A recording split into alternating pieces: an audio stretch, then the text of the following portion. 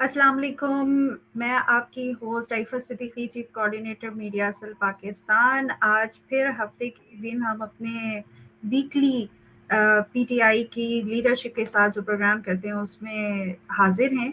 और आज हमारे जो मेहमान हैं उनमें जो सबसे खुसूसी मेहमान है हमारी, तो वो हर दिलों की जान इमरान खान साहब की हमशीरा नौरीन न्याजी हैं।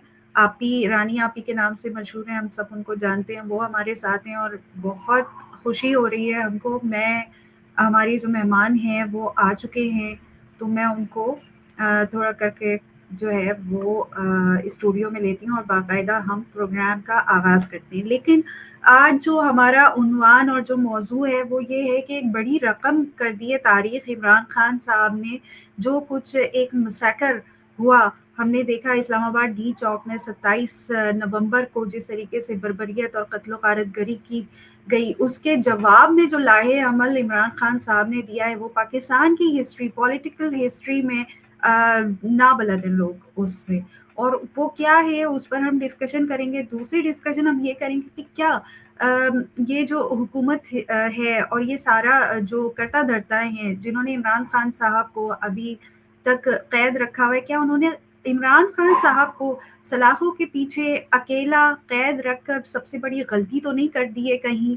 वो जो आज इतना अनबीटेबल पर्सनालिटी हो गए हैं, तो उसकी वजह कहीं उनका कैद रहना और ख़ासकर एक कैद तन्हाई तो नहीं है? उस पर भी हम डिस्कस करेंगे। तो इंशाल्लाह हम अपने मेहमानों को लेते हैं।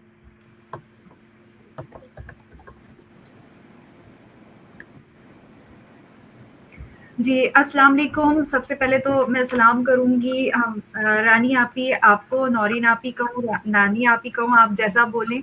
बहुत खुशी हो रही है आपको आज हम कामयाब हो गए हैं अपने प्रोग्राम में लाने के, और इंशाल्लाह अलीमा आपी के साथ भी हम होंगे किसी दिन इसी तरीके से।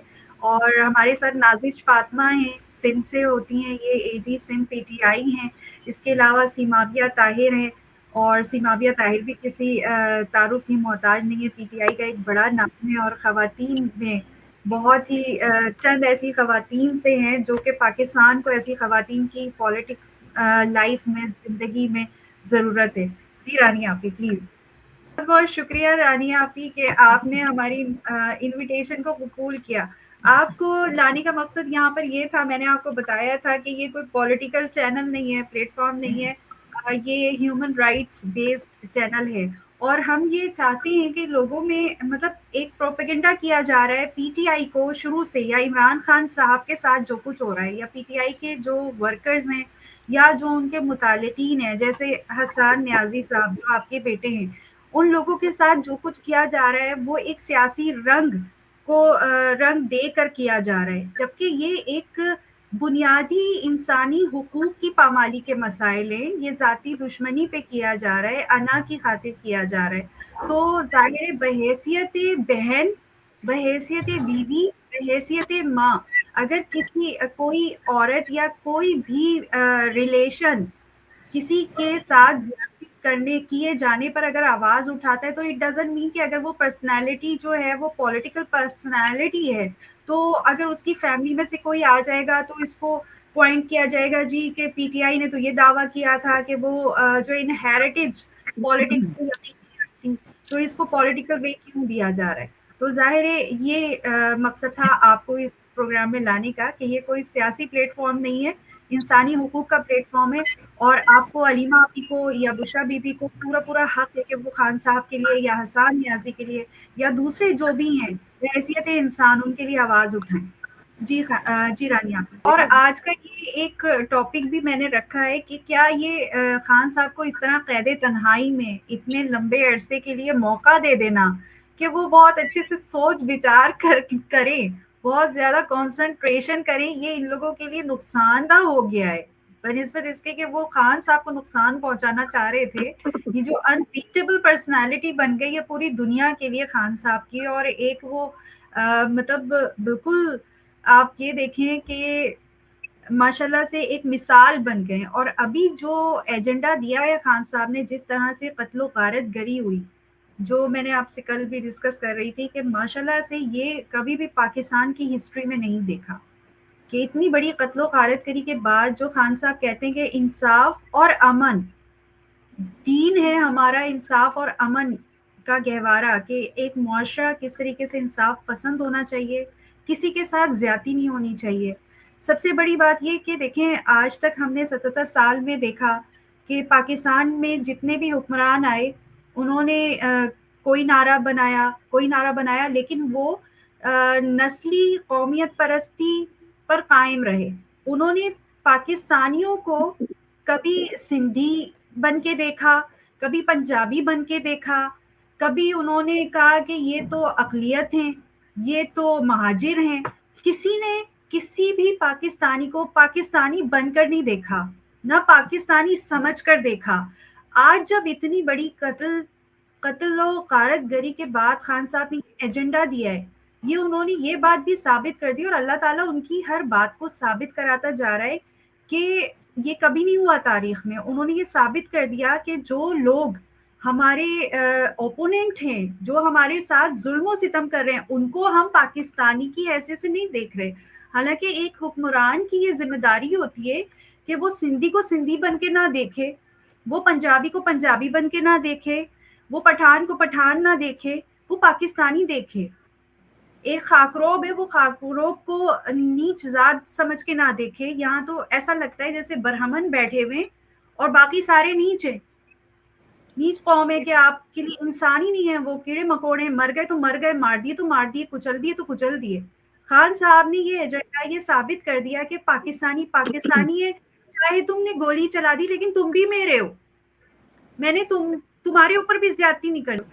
اچھا میں آؤں گی سیماویہ کی طرف۔ سیماویہ آپ زخمی ہوئی اور ابھی بھی آپ کو پٹی بھی لگی ہوئی، مجھے تو پہلے بتائیے گا کہ آپ کی آنکھ کیسی ہے؟ آپ کو شیل لگا تھا تو آنکھ آپ کی صحیح ہے، محفوظ ہے؟ کیونکہ ہم نے دیکھا کہ جب بھی پروٹیسٹ ہوتا ہے آپ نکلتی ہیں ماشاءاللہ سے، اور آپ کو ہر دفعہ پکڑ لیا جاتا ہے، اور آپ پکڑتے پکڑتے بھی بڑا جو ہے وہ بیان دے کر جاتی ہے، لوگوں کو موٹیویٹ کر کے جاتی ہے، ماشاءاللہ وہ پریشان ہو جاتے ہیں کہ یہ کیا ہے۔ تو ذرا پلیز یہ بتائیے گا کہ کیا ہوا تھا اور کس طریقے سے واپس آئیں، کس طریقے سے وہاں پہنچی، پلیز۔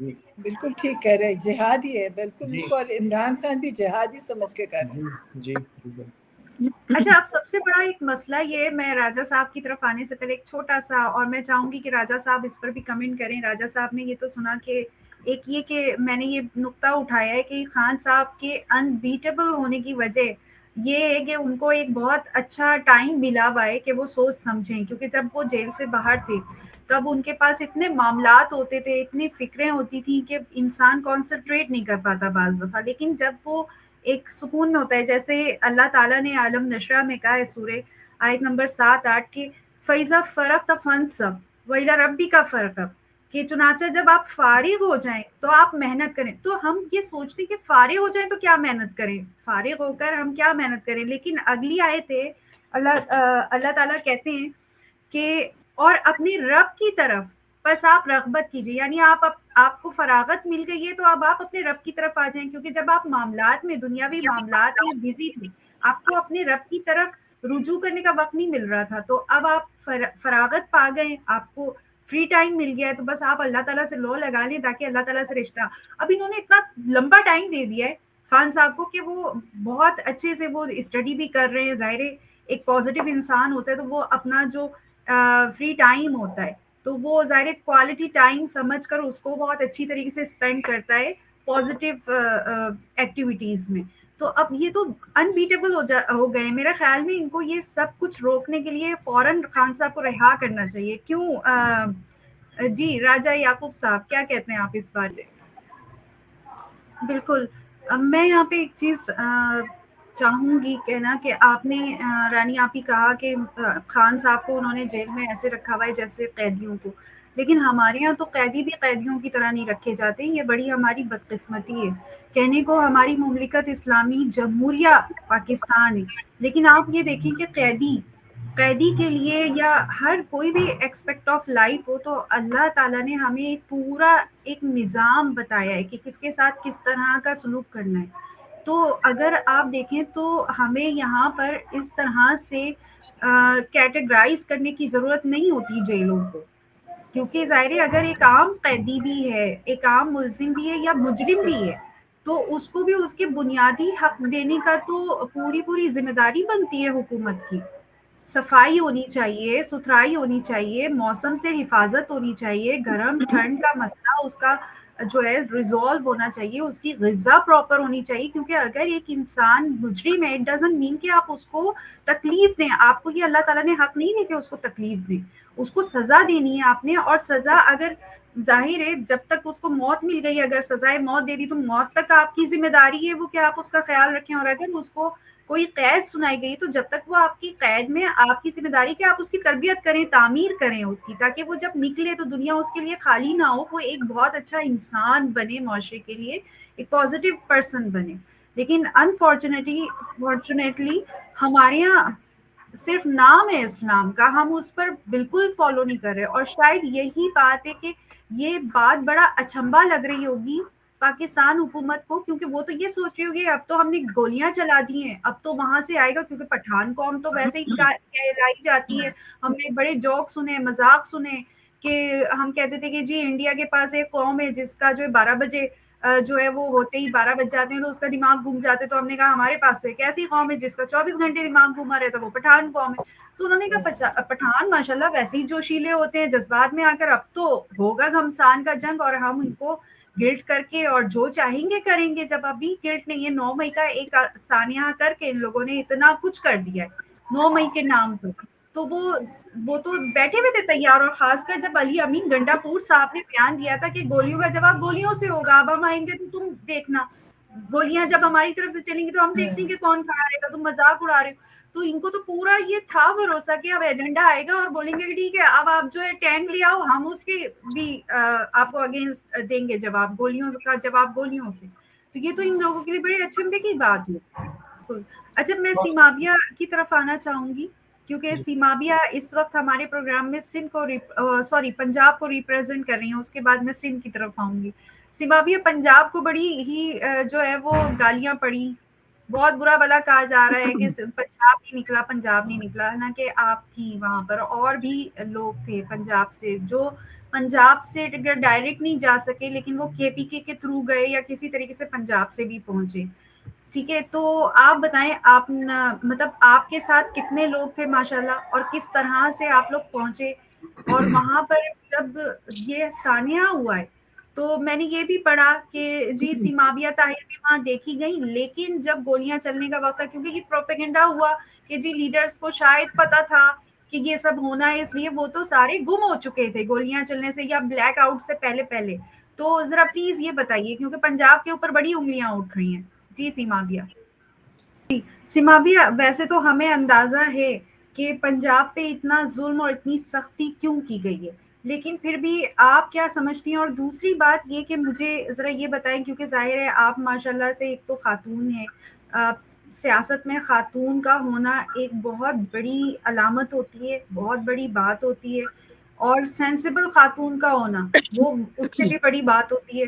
دوسرا ماشاءاللہ آپ جو ہے یوتھ کاؤنسل کی پریزیڈنٹ ہیں.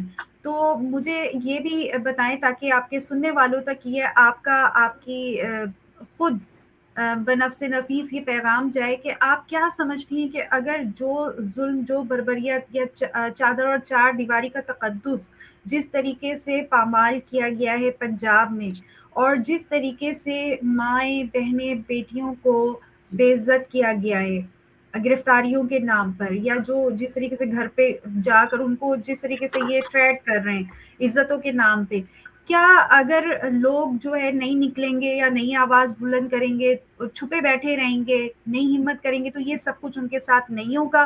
اس چیز پہ پیغام دیجیے. دوسرا یہ بھی آپ بتائیے کہ آپ کیا سمجھتی ہیں کہ لاہور پہ اگر اتنی سختی، یا پنجاب میں پنجاب پہ اتنی سختی ہے تو وہ اس کی وجہ آپ کیا سمجھتے ہیں وہ کیا ہے؟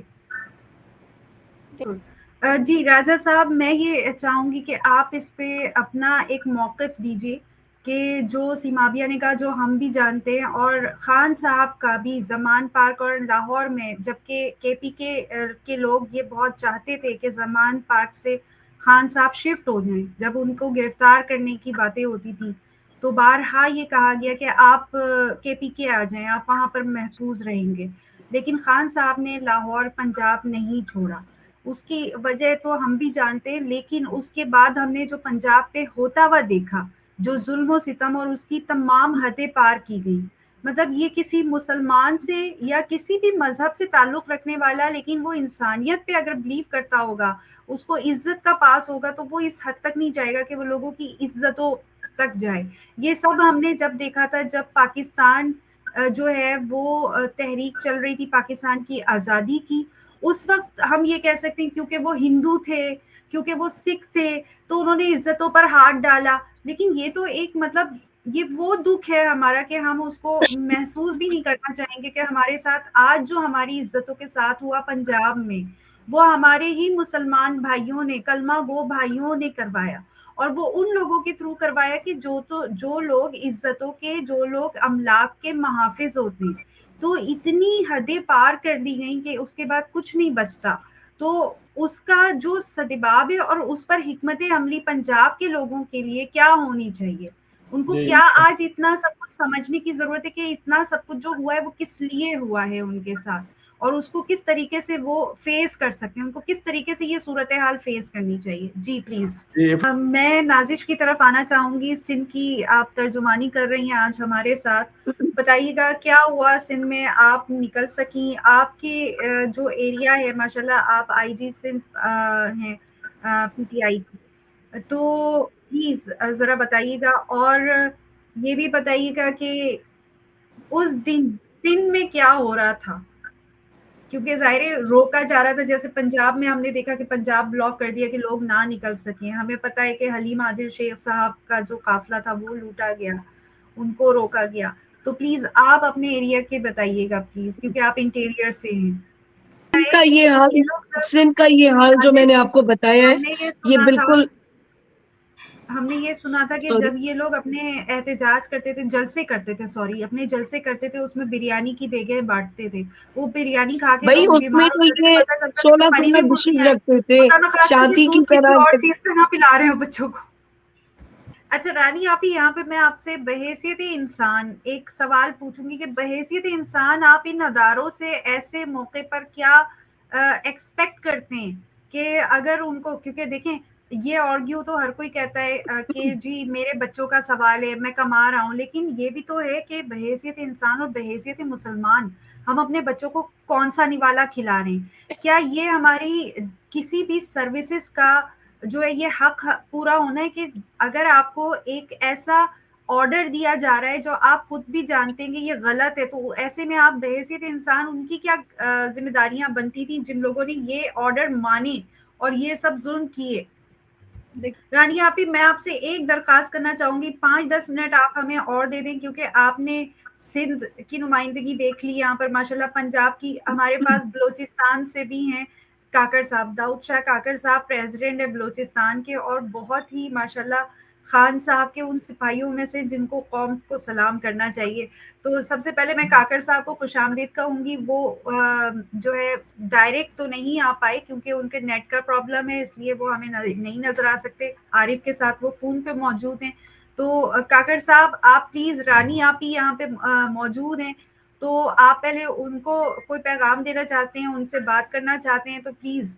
اور تھوڑا سا پھر اپنا جو خان صاحب نے یہ ابھی لائے عمل دیا ہے پرامن اور بہت ہی انوکھا، انہوں نے تاریخ رقم کر دی، اس پر پھر آپ تبصرہ کیجیے گا. جی پلیز کاکڑ صاحب پہ روک دیجیے گا، اس کو بعد میں کنٹینیو کیجیے گا. میں آپ سے، کیونکہ رانی آپ ہی جو ہے انہوں نے معذرت چاہیے، ان کے پاس کم وقت ہے. میں ایک سوال آپ سے پوچھنا چاہوں گی، اور تاکہ وہ میں چاہ رہی ہوں کہ رانی آپ ہی سن لیں.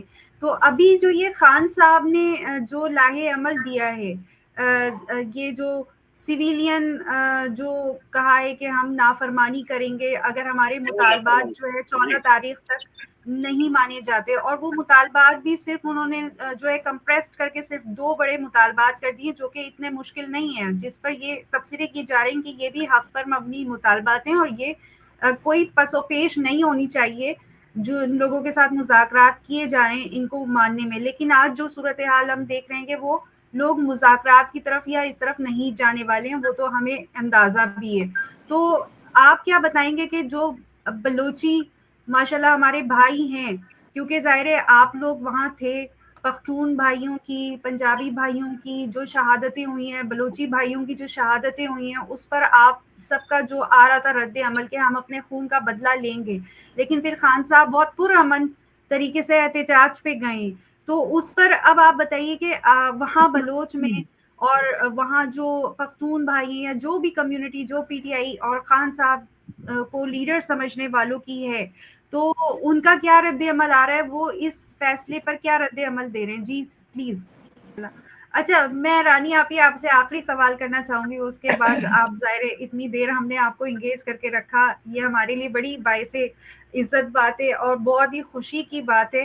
اور چھوٹی چھوٹی ملاقاتیں تو میری آپ سے رہی ہیں، ظاہر آپ کو یاد نہیں ہوگا، اور لیکن میں یہ چاہوں گی کہ بلوچستان کے حالات بحیثیت انسان، بحیثیت ماں، وہاں پر جو کچھ ہو رہا ہے ہمارے نوجوانوں کے ساتھ، ہمارے بیٹوں کے ساتھ، اس پر آپ کیا کہنا چاہیں گی؟ اور ظاہر خان صاحب جی راجہ صاحب، میں آپ کی طرف آنا چاہوں گی کہ آپ یہ بتائیں کہ خان صاحب نے جو اب ایجنڈا دیا ہے، اور ماشاءاللہ بہت پازیٹیو اور بہت ہی امپیکٹ فل ایجنڈا ہے اگر اس پر صحیح سے عمل ہوا، کیونکہ آپ یہ دیکھیں کہ پی ٹی آئی کا جو بائیکاٹ لوگوں نے کیا ہے، جو ادارے ہیں عسکری ادارے ان کا، اس میں پی ٹی آئی کا یا خان صاحب کا کوئی بھی جو ہے وہ پارٹ نہیں ہے، کوئی بھی حصہ شامل نہیں ہے، لیکن لوگوں نے اپنے جو احساسات اور جذبات کا جو عکاس کیا ہے ان لوگوں کا بائیکاٹ کر کے، اس پہ آپ دیکھ رہے ہیں کہ وہ کس طرح سے آرگیوز دے رہے ہیں کہ جی یہ تو ایک نیکی کا کام ہے، ہمیں شوق نہیں ہے کہ ہم بزنس کریں، اور یہ تو شہداء.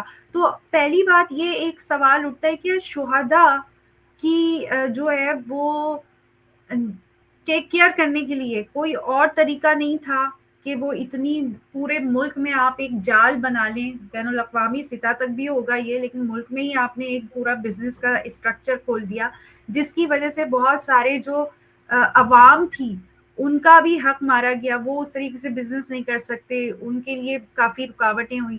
تو اب جو خان صاحب نے ایجنڈا دیا ہے اس پر کیا آپ سمجھتے ہیں کس طریقے سے عمل ہونا چاہیے، اور کس طریقے سے یہ امپیکٹ کتنا زوردار، کہاں تک یہ امپیکٹ لا سکتا ہے، تاکہ لوگوں کو پتہ چلے کہ یہ کتنی گہری بات ہے جو خان صاحب نے کی ہے؟ جی سر. اچھا سر، ہم نے یہ لفظ نہیں سنا تھا یا اتنا اس کو ظاہر کبھی امپلیمنٹ نہیں ہوا، تو سول ڈس اوبیڈینٹ میں یا جو سول نافرمانی ہے اس میں کیا کیا نکات آ سکتے ہیں؟ یہ نافرمانی کن کن طریقوں سے کی جا سکتی ہے؟ اس میں کیا کیا مطلب کیا کیا عوامل یا وہ عمل جو کہ انسان کر سکتا ہے، وہ ذرا بتائیے گا پلیز. اچھا عارف، میں دیکھ رہی ہوں کہ نازش فاطمہ نے بہت ہمیں وقت دیا، وہ تھکی ہوئی لگ رہی ہیں، تو میں چاہوں گی ایک اختتامی بات جو ہے وہ میں کروں، اور اس کے بعد اگر وہ آرام کرنا چاہیں تو وہ اجازت لے سکتی ہیں. تو نازش کا تعارف، میں جو ہے ناصر میر صاحب نازش ہوتی ہے ہماری، یہ additional secretary P T I Sindh ہیں، ماشاءاللہ سے روڑی سے ان کا تعلق ہے، روڑی سے تعلق ہے نا اگر میں غلط نہیں حیدرآباد سے، اور ماشاءاللہ سے بہت ہی ایکٹیو رہتی ہیں، ان خواتین میں سے ہیں جو کہ ہمیں سیاست کے میدان میں جن کی ضرورت ہوتی ہے، اور خاص کر سندھ جیسے جو ہے صوبے سے. تو نازش، میرا آپ سے یہ سوال ہے کہ جو خان صاحب نے ایجنڈا دیا ہے سول نافرمانی کرنے کا، کیونکہ مذاکرات میں تو انہوں نے دو اپنی شرائط رکھ دی ہیں، اب مذاکرات اگر نہیں ہوتے تو آپ کیا سمجھتی ہیں کہ سندھ میں سول نافرمانی کس قدر کامیاب رہ سکتی ہے؟ یہ ذرا بتائیے گا. تو ظاہر خان صاحب کا جو یہی آیا ہے، اور ہم نے بھی جتنا جرنلسٹ کو سنا ہے وہ اپنا یہی بیان دیتے ہیں کہ خان صاحب نے یہی بات کی ہے کہ دیکھیں گے کہ وہ کہاں تک جائے گا جب شروع ہوگا. تو ظاہر وہ ڈیپینڈ کرے گا اوپوننٹ پہ کہ وہ کہاں پر کتنی دکھاتے ہیں کہ وہ دوستانہ پرامن جو ہے حکومت کو اپنے فیصلوں سے اس کو اس کا حق دیتے ہیں، کیونکہ ابھی تک تو انہوں نے نہیں دیا حق، جو کہ حکومت ہے، ظاہر خان صاحب کی حکومت ہے، پی ٹی آئی کی حکومت ہے، تو اس کو تو اس کا حق نہیں دیا، لیکن اب دیکھتے ہیں. اور دوسری بات یہ کہ اس میں اوورسیز کتنا حصہ لے سکتے ہیں، کیونکہ ابھی ابھی میرے ذہن میں آیا ہے کہ پھر اوورسیز کی بھی تو زیادہ، کیونکہ بحریہ ہو گیا اور ڈی ایچ اے ہو گیا، وہاں پر پراپرٹی تو اوورسیز کی بھی بہت ہے. اچھا سر، ایک آخری سوال میں آپ دونوں سے کرنا چاہوں گی کہ آج کیونکہ ظاہر رانی آپ ہی تھیں تو میں جو حالیہ ہماری اور آج کی جو اپڈیٹس ہیں اس پہ بات نہیں کر رہی تھی کیونکہ وہ ظاہر ان کا تعلق سیاست سے ہے نہیں، دیٹس وائی.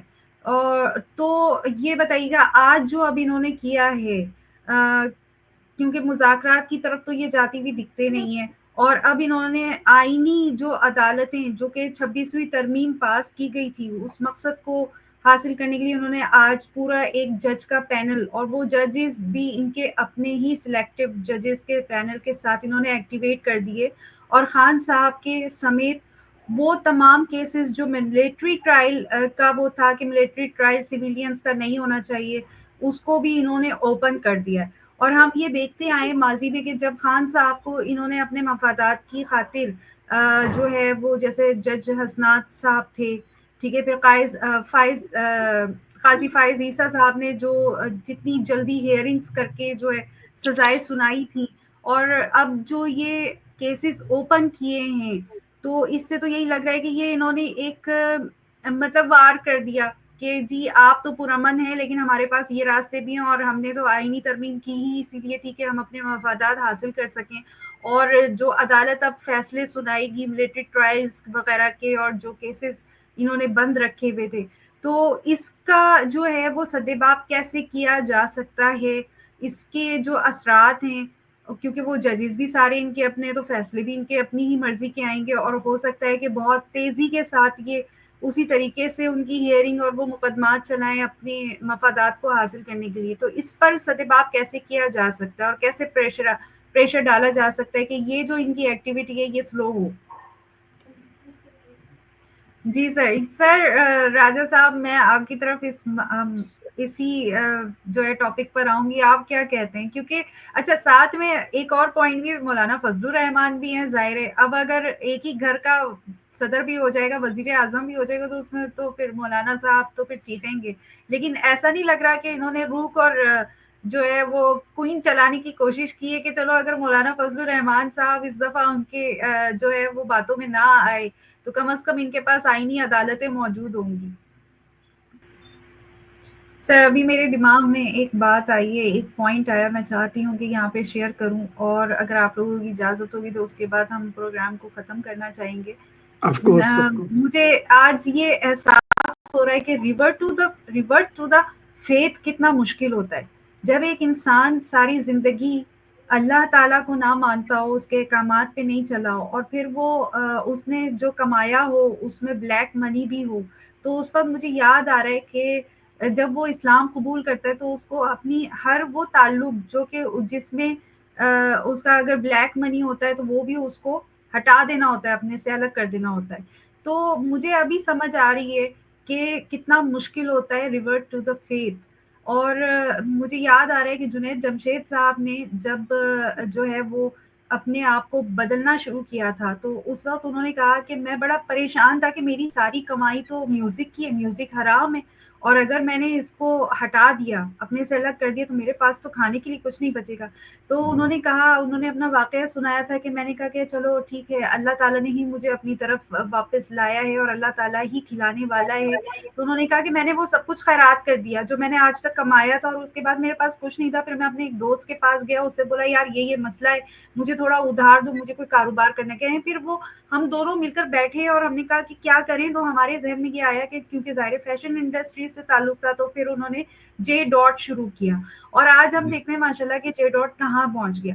اب یہی صورتحال اگر ابھی میرے ذہن میں آئی تھی کہ یہ جو اتنی لمبی یہ چلی جا رہی ہے جنگ کے، حقدار کو اس کا حق نہیں دیا جا رہا، تو کہ بھائی گورنمنٹ خان صاحب کی، لوگوں نے گورنمنٹ خان صاحب کو دے دی، اور خان صاحب بولتے ہیں کہ آپ لوگوں نے جو کرپشن کی ہے اس کا آپ کو حساب دینا ہوگا. جو پیسہ آپ لوگوں نے کما کے باہر جو ہے رکھا ہوا ہے اس کو آپ نے واپس کرنا ہے. اب ظاہر ان کے پاس اس کے بعد بچتا کیا ہے؟ آپ کو سزا نہیں ہو سکتی. چلو آپ ہر چیز کا، اب آپ نے خون کیا ہے، آپ کے اگر ہاتھوں پر خون موجود ہے تو آپ اس کو بھی اپنی جان بچانے کی، کیونکہ اللہ تعالیٰ بھی بولتا ہے کہ جان سے بڑھ کر کچھ نہیں ہے ایک انسان کی، تو آپ اس کو جرمانہ کہاں تک دیتے جائیں گے؟ اور یہ ایک قیامت والی بھی بات ہے کہ ہاں اللہ تعالیٰ کے سامنے کیا کریں گے. وہاں تو ہمارے پاس دولت بھی نہیں ہوگی. اگر آج ایک انسان اللہ کی طرف یا توبہ کرنے کے لیے سوچتا ہے کہ چلو آج اس کے پاس بلیک منی موجود ہے اور وہ اس کو خیرات کر کے اپنے آپ کو پیوریفائی کر سکتا ہے, لیکن اس کے لیے کتنا مشکل ہوتا ہے, کیونکہ جو اس نے کمایا ہے اس سے وہ جو آسائشیں حاصل کر رہا ہے, جیسے حضور صلی اللہ علیہ وسلم نے کہا کہ جب ایک امیر غریب ہو جاتا ہے تو اس پر ترس کھاؤ, اس پر ترس کھاؤ, کیونکہ وہ بڑی مشکل ہو جاتی ہے اس کے لیے زندگی, کہ وہ لگژری سے کیسے آ رہا ہے واپس اگر زمین پہ گر جاتا ہے, اس کا زوال شروع ہو جاتا ہے تو اس کے لیے بہت مشکل ہوتا ہے.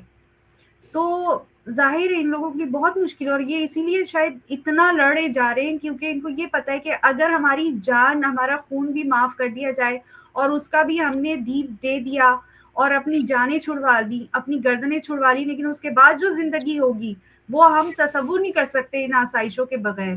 کہ جب ہمارے پاس ہماری جو ایک ہینڈ بیگ بھی وہ لاکھوں کروڑوں روپے کا ہے, تو اس کے بعد ہمارے پاس کچھ نہیں ہوگا تو پھر ہم کیسے رہیں گے. تو آج مجھے یہ چیز سمجھ آئی ہے. تو میرے خیال میں آج کا پروگرام پھر کلوز کرتے ہیں ہم. راجہ صاحب کو بھی کہیں جانا ہے, ناصر بھائی کو بھی کہیں جانا ہے. سو راجہ بھائی کا اور ناصر بھائی کا بہت بہت شکریہ. باقی تمام مہمانوں نے آپ کا بھی شکریہ, آپ جو محنت کرتے ہیں ماشاءاللہ. اللہ تعالیٰ آپ کا شکریہ, آپ دونوں کا بہت شکریہ. آپ ہماری دیکھیں سیریسلی ہماری محنت تو ڈیپینڈ کرتی ہے آپ پہ. آپ شرکت کرتے ہیں تو ہماری محنت وصول ہوتی ہے, تو اس لیے آپ دونوں کی شرکت کا بہت بہت شکریہ. باقی جتنے مہمانوں نے آج کے پروگرام میں شرکت کی ان سب کا بھی شکریہ. تو یہ بات ہے, بہت بہت شکریہ. Thank you so much and have a lovely evening. Thank you Raja صاحب, آپ کا نمبر آ گیا, آپ سے باتیں ہوتی ہیں. چلے اوکے جی, اللہ حافظ. تھینک یو عارف بھائی, تھینک یو حافظ. اللہ حافظ. اللہ حافظ, دعاؤں میں یاد رکھیں. اللہ حافظ.